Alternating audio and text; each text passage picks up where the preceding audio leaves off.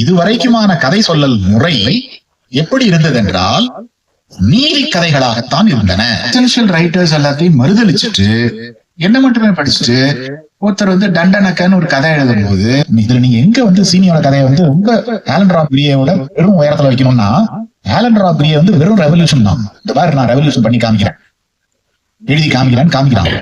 இதுல லைஃப் இருக்கு, தண்டனக்கால லைஃப் இருக்கு. எசென்ஷியலிசம்னா என்ன இது சொல்றாரு, மனித வாழ்வின் சாராம்சம். அதுக்கு எதிரான கதைகள். நீங்க மனித வாழ்வின் சாராம்சம்னு போனீங்கன்னா ஹிட்லர்ல தான் போய் முடிவீங்க, பாசிசத்துல தான் போய் முடிவீங்க. இது வரைக்குமான நம்முடைய கதைகள் எல்லாமே எசென்ஷியலிசம், ஹியூமன் எசன்ஸ் தான் நமக்கு திரும்ப திரும்ப சொல்லுது. நம்மள கண்ணீர் விட வைக்குது, சிரிக்க வைக்குது, வீரத்துல கொண்டு போய் நிக்குது, வைக்குது நம்மள. இப்படி பலவிதமான விஷயங்களை நமக்கு எசன்ஸ், ஹியூமன் எசன்ஸ். அதுக்கு நம்ம மாற்றாக இவருடைய கதைகளை எல்லா கதையும் படிச்சிட்டேன்.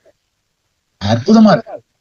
தமிழ்நாடு கொண்டாடணும். லவ் டுடே படம் பார்த்தேன். அதுல ஒரு பாயிண்ட தொட்டுட்டு மறுபடியும் எசன்ஸுக்கு வந்துடுறான் கடைசியில.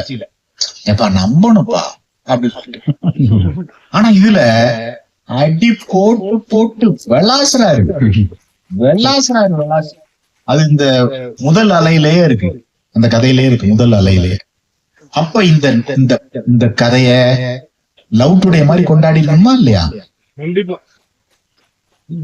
கொண்டாடலையே. ஏன்னா படிக்கிற புத்தி இவங்களுக்கு கிடையாது.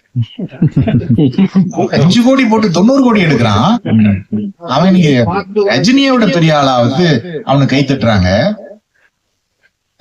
பிரதீப் ரங்கநாதனுக்கு.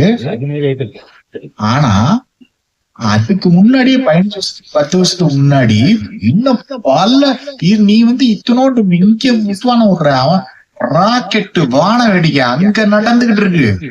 அண்ணாந்து பாக்குற மாதிரி உனக்கு ஒண்ணுமே தெரியல, படிக்கிற ஆளே இல்ல போல இருக்க. உனக்கு இப்ப சினிமாவில காமிச்சா அதுவும் இத்தனோண்டு எட்டி பாக்க மாமா குட்டி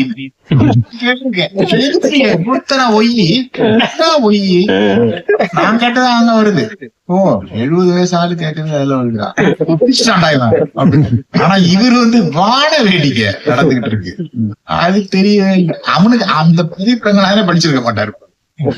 அது ரொம்ப வேடிக்கை சோகம்.